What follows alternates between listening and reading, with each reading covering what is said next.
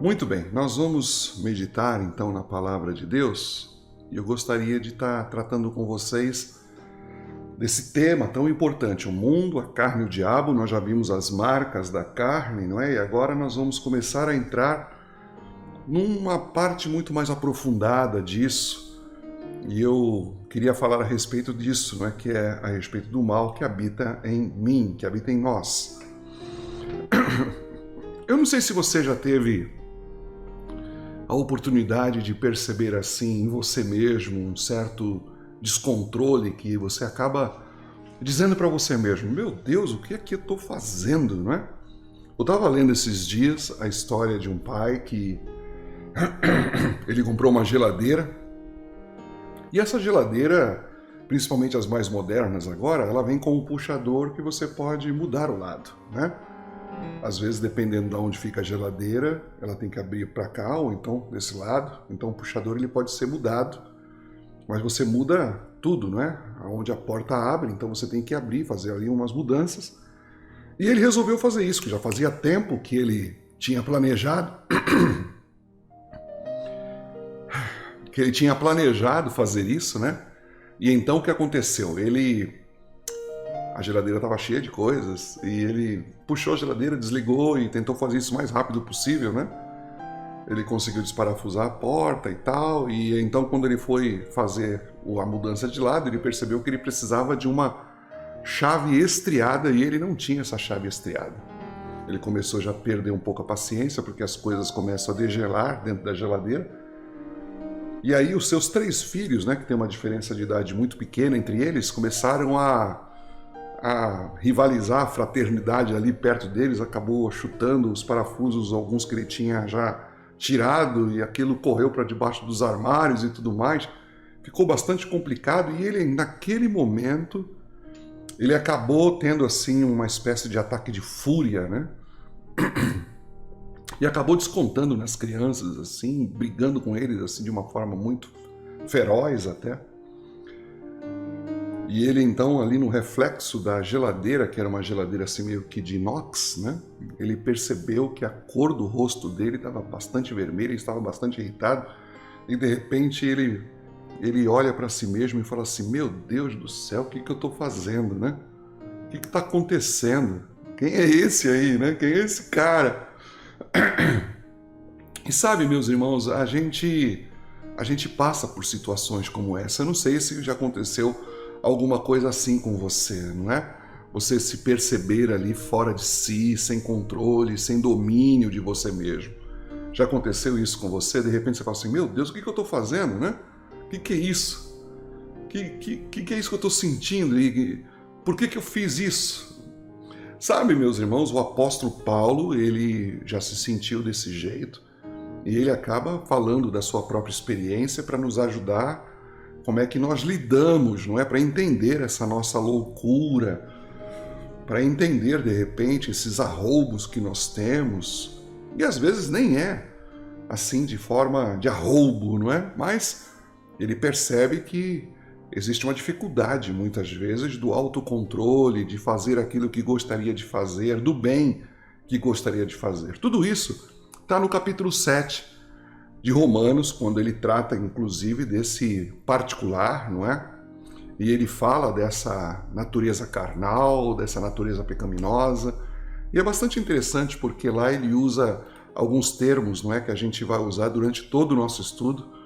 Ele fala da lei do pecado e da morte, não é? Que está lá no capítulo 7, versículo 23. Ele fala também que isso é o corpo da morte, não é? Que era uma condição que os romanos eles também tinham, e eles faziam isso, não é? Eles amarravam o corpo morto nas costas de um condenado, e praticamente como se fosse algemado, né? Ele não tinha como se livrar daquele corpo morto que ia para todo lugar. Então ele fala desse corpo da morte que está com a gente o tempo inteiro, né? Ele fala também da minha carne. Quando ele fala carne aqui, a gente já viu que ele não está falando a respeito de corpo, não é? Ele está falando de natureza pecaminosa. E no versículo 17, ele fala a respeito de o pecado que habita em mim. Na verdade, meus irmãos, essa natureza pecaminosa, não é? É exatamente isso, é o pecado que habita em mim. É a inimiga de Deus, é a inimiga da nossa alma. E por isso a gente precisa conhecer bem isso, não é? O conhecimento do poder do pecado sobre nós é revelado na própria experiência de Paulo, sabe? Pelo que ele diz ali no capítulo 7, a gente percebe que, se você não lê o capítulo 7 inteiro, você fala assim, não, o apóstolo Paulo foi para a lona, né? Jogou a toalha, ele foi nocauteado pelo pecado. Se a gente não olhar ali bem o texto, lê-lo todo, dá a impressão que o apóstolo Paulo está apanhando e apanhando feio, não é? Mas para poder se ter vitória sobre a carne, sabe, meus irmãos, a gente precisa seguir o apóstolo Paulo dentro dessa luta que ele tem no capítulo 7, que a gente não vai lê-lo todo, somente algumas porções. Eu aconselho você a ler aí na sua casa, não é? O capítulo 7 de Romanos, para aprender um pouco mais a respeito disso. Romanos, no capítulo 7, 21, é onde nós vamos nos basear hoje, aonde ele fala assim, então ao querer fazer o bem, encontro a lei que dentro... Oh Deus, deixa eu ler novamente. Então ao querer fazer o bem, encontro a lei de que o mal reside em mim, não é? Ele está querendo fazer o bem, mas ele percebe que dentro dele existe a lei do mal que reside nele, não é? E aí a gente tem, meus irmãos, com isso, pelo menos 4 grandes verdades, não é, que são chaves para a gente poder entender um pouco essa nossa natureza pecaminosa, ou do pecado que ainda reside em nós, não é? Para a gente poder então discorrer daí e ir para mais profundidades, né? Bom, a primeira grande verdade que nós temos, e o apóstolo Paulo está colocando isso para nós, ele diz o seguinte, o pecado, não é? Ele, habitando dentro de nós, é uma lei. É isso, a primeira coisa que a gente tem que entender. Bom, por que ele usa esse termo lei? É claro que é uma espécie assim de metáfora, não é? Ele faz uma espécie assim de ironia, mas é uma forma dele expressar poder, é uma forma dele expressar assim autoridade, não é? Ele usa desses termos aí para poder falar a respeito daquilo que o pecado exerce sobre a vida da gente. Ele acaba mostrando as limitações também e o controle que o pecado exerce sobre nós. Porque, afinal de contas, quando a gente fala de lei, a lei, ela impõe sobre nós uma espécie de comportamento, não é? É só você olhar aí a lei de trânsito, você vai ver que quando a lei de trânsito, não é? Ela tem lá aquela placa dizendo para você virar, ou então tem alguma rua que está impedida e tem uma placa dizendo para você virar à direita, todo mundo ali vira à direita, né? Ou seja, a lei vai impondo em nós um comportamento. Mesmo a lei de Deus, ela impõe sobre nós um comportamento, não é? Olha, não matarás, não roubarás, não adulterarás, não é? As pessoas, elas têm assim um certo freio em função da lei de Deus, não é? E a lei, ela traz consigo isso, ela traz consigo tanto a oferta de um castigo como também de uma recompensa, não é? No caso da lei de trânsito, ela não traz assim nenhuma recompensa. A recompensa é que você não vai ser multado. Mas o castigo tem, não é? O castigo é a própria multa. Mas nas leis que a gente coloca, por exemplo, a lei de Deus, existe tanto o castigo como também a recompensa. Por exemplo, quando fala assim, olha, honra teu pai e tua mãe para que se prolongue os teus dias sobre a terra, aí está implícito tanto a recompensa quanto o castigo, não é? Qual que é a recompensa? Uma vida longa. Qual que é o castigo? Uma vida breve, não é? Também você vai ver que existe punição pela desobediência, não é? Existem muitos estatutos em Israel que acabavam punindo a pessoa até com apedrejamento ou então sendo retirado fora do arraial e coisas desse tipo. Veja, por exemplo, como que a lei ela se impõe assim, como ela tem poder, não é? Como ela exerce uma autoridade muito grande. Vamos pensar em termos de lei da gravidade. Pense, por exemplo, na lei da gravidade. A lei da gravidade, meus irmãos, ela obriga todas as coisas, né, vamos dizer dessa forma, a tomar uma direção, não é? Por mais que você queira ou você não queira, a lei da gravidade, ela puxa todas as coisas para o centro da Terra, não é? Então, independente do que for, se for esse controle aqui, por exemplo, se você jogar ele para cima, a força da gravidade chega uma hora que puxa ele para baixo, não é? E ele vem ao chão. Se você pula, e o fato de você não voar é justamente por causa da força da gravidade, né? Porque ela está sempre dizendo que todos os objetos têm que vir para baixo, tá certo? Então não há possibilidade de nada, nem ninguém quebrar essa lei, não é? Para você se manter voando um avião, por exemplo, tem que ter turbinas poderosas que enquanto tiver energia e funcionando, ele fica. Mas se faltar combustível, o avião vem para baixo. E vem para baixo por quê? Vem para baixo por causa da força que a gravidade tem, não é? Então, a gravidade, ela acaba forçando, e ela tem essa força de forçar os objetos a obedecerem à sua vontade. Queira ou não queira, vai obedecer à sua vontade, não é? Por isso é que a gente coloca, meus irmãos, que toda a nossa necessidade e inclinação que nós temos é uma lei. Tudo aquilo que nós temos por desejos acaba sendo mesmo uma lei dentro de nós. Então, por exemplo, a fome é uma lei, não é? Quando dá fome, ela fica ali, né? Buzinando, buzinando. Chega uma hora que você não aguento mais, agora tenho que comer alguma coisa. A mesma coisa com relação à sede, não é? A mesma coisa com relação ao medo. O medo vai se impondo, chega ao ponto que ele pode inclusive nos paralisar, não é? Tanto que nós já falamos, inclusive em outros cultos, a respeito do medo paralisante, que pode ser perigoso, não é? Como uma pessoa, por exemplo, não pode ficar com sede o tempo todo, uma pessoa também não pode ficar com medo o tempo todo, não é? E também com relação à necessidade sexual, à atração sexual, é uma lei, nós somos atraídos sexualmente, não é? Nós temos isso. Então, são leis que acabam nos impelindo, não é? Nos forçam a nos inclinar e a nos submeter a essa condição que está imposta dentro de nós, não é?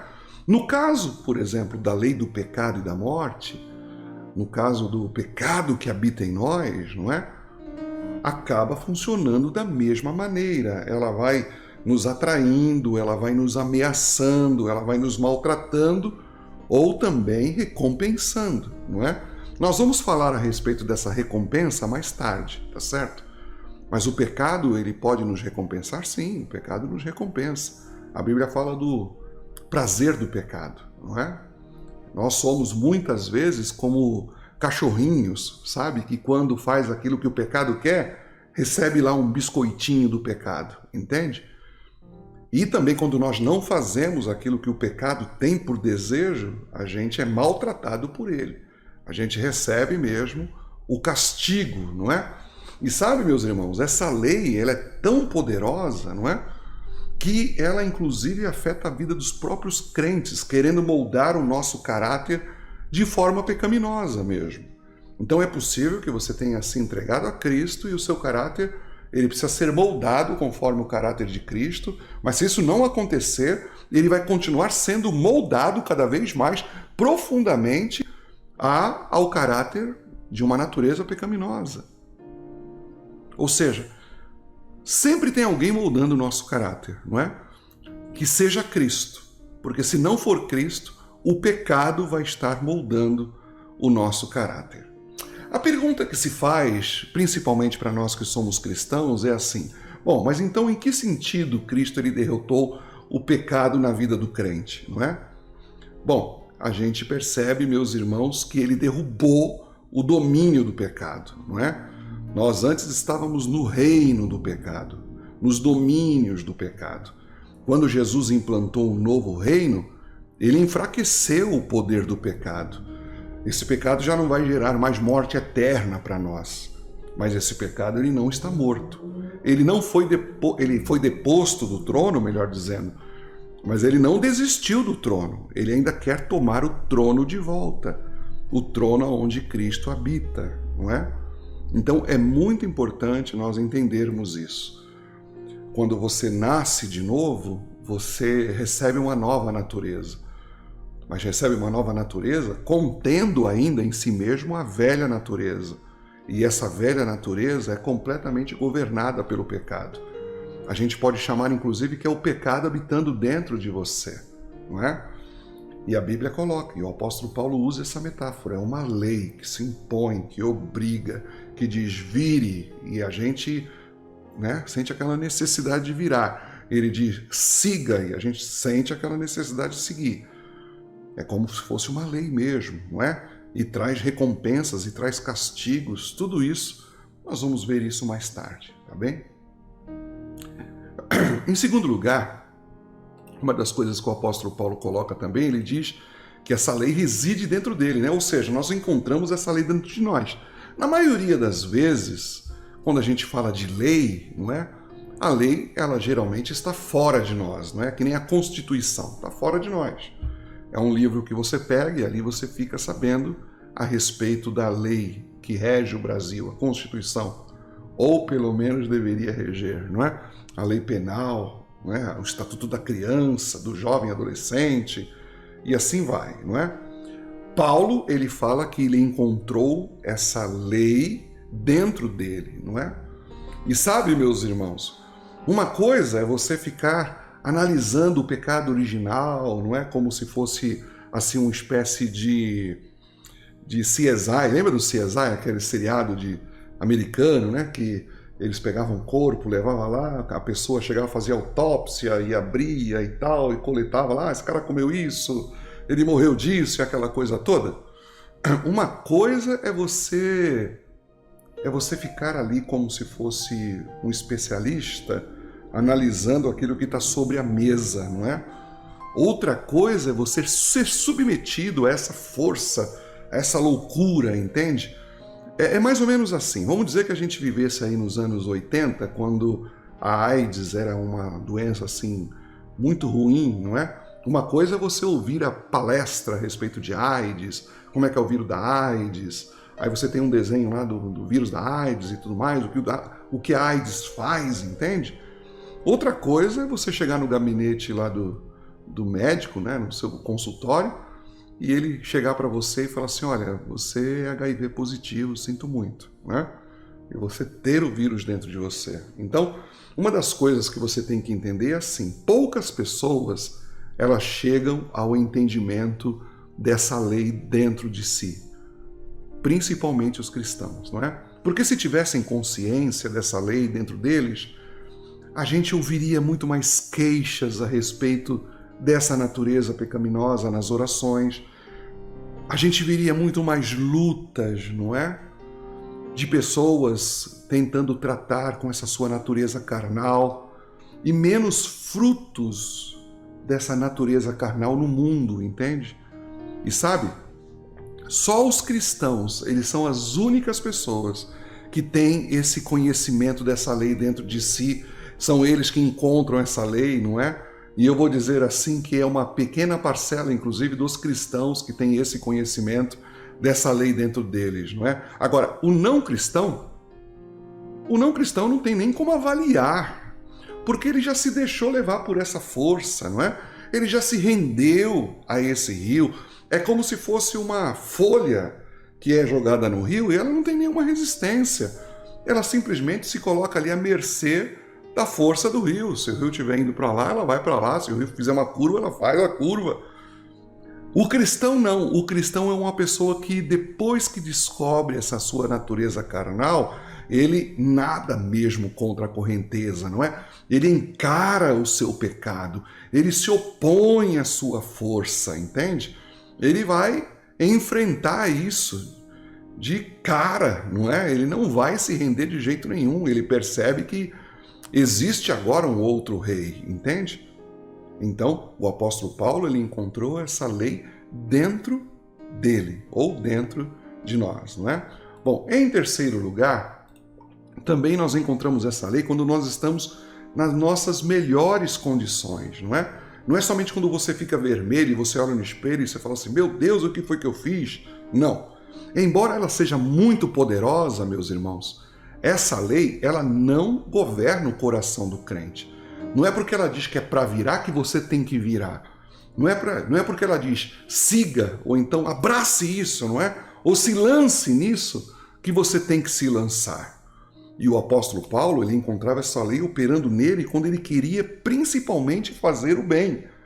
Era na hora de fazer o bem que ele percebia essa lei operando. Não, você não vai fazer isso. Eu quero fazer o bem. Não, você não vai fazer. Não é desse jeito. Não, vire, não é? Volte. Ele não encontrou essa lei quando ele era indiferente de Deus, quando ele estava afastado de Deus, quando ele vivia numa vida sem a salvação, não é uma vida em pecado, não. Mas principalmente quando ele queria servir a Deus, quando ele queria obedecer a Deus, quando ele queria fazer de Jesus Cristo seu Senhor, então essa lei aparece, não é? Dizendo que ele deve virar, dizendo que ele deve voltar, dizendo que ele deve parar, sabe? Mas a despeito, meus irmãos, dessa força, não é? Sabe, o pecado ele não é um ditador mais na vida do crente. É isso que nós cantamos, o pecado não terá mais o domínio sobre vós. Porque, afinal de contas, todo cristão, se ele é de fato convertido, ele quer fazer o bem, não é? Ele quer mesmo agradar a Deus. Ele quer que o Senhor receba a glória, o Senhor receba a honra de tudo aquilo que ele faz, não é? O cristão verdadeiro, ele tem esse desejo. O fazer o bem não é simplesmente ajudar alguém, não é? Tudo que ele faz reflete a glória de Deus, reflete o engrandecimento do nome do Senhor, entende? Então, normalmente na vida de um cristão, existe então esse desejo de querer agradar a Deus e isso prevalece. Mesmo com a oposição da carne, mesmo a carne dizendo não, não, não, o cristão, ele acaba superando isso, não é? Pelo menos deveria superar isso, porque o pecado não tem mais domínio sobre ele. Bom, em quarto lugar também, uma das coisas que o apóstolo Paulo coloca, e a gente vai ver isso na carta de Paulo de Romanos, no capítulo 7, é que essa lei ela nunca descansa, não é? Ela está vigorando e agindo mesmo quando nós estamos dormindo. Você pode ser um cristão, você tem desejos em agradar a Deus, você quer fazer o bem, não é? E essa lei ela age pelo menos de duas formas, essa lei do pecado e da morte, o pecado que habita em nós. Ela pode ser muitas vezes quando você tem esse desejo, não é, de agradar a Deus, isso se manifesta de duas formas. Pode ser um desejo generalizado de agradar a Deus, não é? Não, eu quero agradar a Deus, eu vou fazer isso para agradar a Deus. Ou então quando você pensa em tarefas que você precisa cumprir. Não, eu preciso orar, eu preciso dizimar, não é? Eu preciso ler a Bíblia, eu preciso manter o reino de Deus. Então, quando você tem esses desejos, seja um desejo meio generalizado ou mesmo alguma tarefa que você sabe que você tem que cumprir porque você não cumpriu ainda, tanto uma coisa como a outra, a lei do pecado, ela vai se opor. Ela vai fazer com que você tenha assim um sono muito grande, não é? Vai ler a Bíblia. Você quer ver uma coisa? Você não consegue dormir. Tem gente que às vezes eu vejo lá no Facebook, sono não vem, né? Oh, meu Deus do céu, não consigo pregar o olho, coisa desse tipo. Faz uma coisa, faz o seguinte, começa a ler a Bíblia e você vai ver o que vai acontecer. Como essa natureza pecaminosa, esse pecado que habita ainda em nós, como ele vai se opor a esse tipo de leitura. Não, eu vou agradar a Deus aqui, eu vou ler a Bíblia, vou aproveitar que eu estou sem sono e vou ler a Bíblia. Ah, meu irmão, você vai ver o que vai acontecer, não é? Pensa em dizimar, não é? Aí vem a avareza no coração, vem a mesquinhez. Não, mas olha, você lembra que você tem isso aqui para pagar? Lembra que você tem aquele compromisso? Deixa para o mês que vem, esse mês não deu, mas o outro mês vai dar certo. Ela vai tentar te ludibriar, não é? É nos teus melhores momentos que ela vem e ela nunca descansa, nunca. Você pode ter tido um momento glorioso com Deus, sabe? E logo na sequência pecar. A gente percebe isso na vida de muitos homens de Deus, não é? Tiveram momentos gloriosos e de repente, você veja, por exemplo, Elias. Elias, a Bíblia fala que ele teve aquela vitória lá no Monte Carmelo, desceu fogo ali naquele altar, consumiu, não é? Até as pedras, a água que estava ali naquele regaço, tudo isso foi consumido. Ele teve uma vitória grandiosa e aí quando ele ouve a ameaça de uma mulher, ele deseja a morte. Então, nos nossos melhores momentos, essa lei do pecado e da morte, ela pode vir. E ela nunca descansa, ela nunca descansa. Ela não dá trégua em tempo nenhum. E é por isso, meus irmãos, que a gente acaba muitas vezes se sentindo como se fosse aquele... Eu não sei se vocês já ouviram falar, não é? Eu lembro quando eu era jovem ainda, eu fiquei sabendo de um livro, e eu lembro que eu li, né, esse livro quando eu era moço ainda, do Dr. Jekyll e Mr. Hyde. Era a mesma pessoa, não é? Mas tinha hora que ele se transformava. Essa história era a história de um doutor que ele fez uma porção e ele experimentou essa porção nele mesmo. Ele achava que ia trazer cura para um certo tipo de doença e aquilo acabou transformando ele em monstro. Existiam certos momentos na vida dele que ele não se governava e ele virava um monstro, né? Então era Dr. Jekyll e Mr. Hyde. Tinha hora que esse monstro aflorava, não é? E ele fazia atrocidades, mas ele, como médico, ele estava ali fazendo pesquisas, querendo ajudar as pessoas. E naquele momento que ele queria ajudar, o Dr. Hyde aparecia, não é? Nós muitas vezes estamos assim, esse monstro dentro de nós, muitas vezes querendo assumir o controle, fazendo com que você peque, não é dizendo, olha, você vai pecar e você vai lá e peca se você ouvir essa voz, querendo assumir o domínio de novo, sendo que ele já não tem mais o domínio sobre os cristãos. Então, nesse começo, meus irmãos, a gente tem que entender o seguinte, que a gente precisa entender, não é? E conhecer bem tanto o pecado que habita em nós, como também a grandiosidade da graça. Existem pessoas que não conhecem nem uma coisa nem outra, não conhecem a grandiosidade da graça e não conseguem entender também as profundezas da natureza pecaminosa e por isso são sempre derrotados. Existem pessoas que são assim recorrentes no pecado, não é? E nós vamos ver isso mais para frente. Então, a nossa vida, meus irmãos, é como uma espécie de reino onde os nossos súditos eles ficam se estranhando ali dentro do nosso reinado, né? Dentro desse nosso corpo, como se fosse um reinado.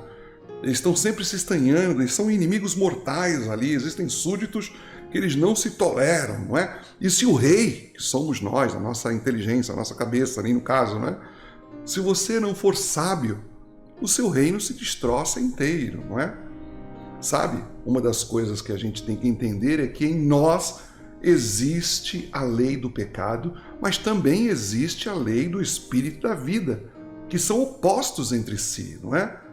E sabe, meus irmãos, a grande maioria das pessoas cristãs, elas vivem na mais pura ignorância. Elas fazem de tudo por suas vidas físicas, não é? Elas investem na bolsa de valores, elas sabem quanto exatamente elas têm no banco, o quanto elas pouparam, elas fazem check-up, não é? Elas vão no médico regularmente para saber como é que está a sua saúde, elas fazem ginásticas, elas têm alimentação balanceada, contam calorias, aquela coisa toda. É claro que se você não cuidar das suas finanças, elas podem entrar no vermelho. Se você não cuidar da sua saúde, você pode perdê-la, não é? Se você não se alimentar direito, isso pode trazer consequências mais tarde. Mas e o que dizer da nossa própria alma, não é? Qual é o cuidado que nós estamos dando a ela?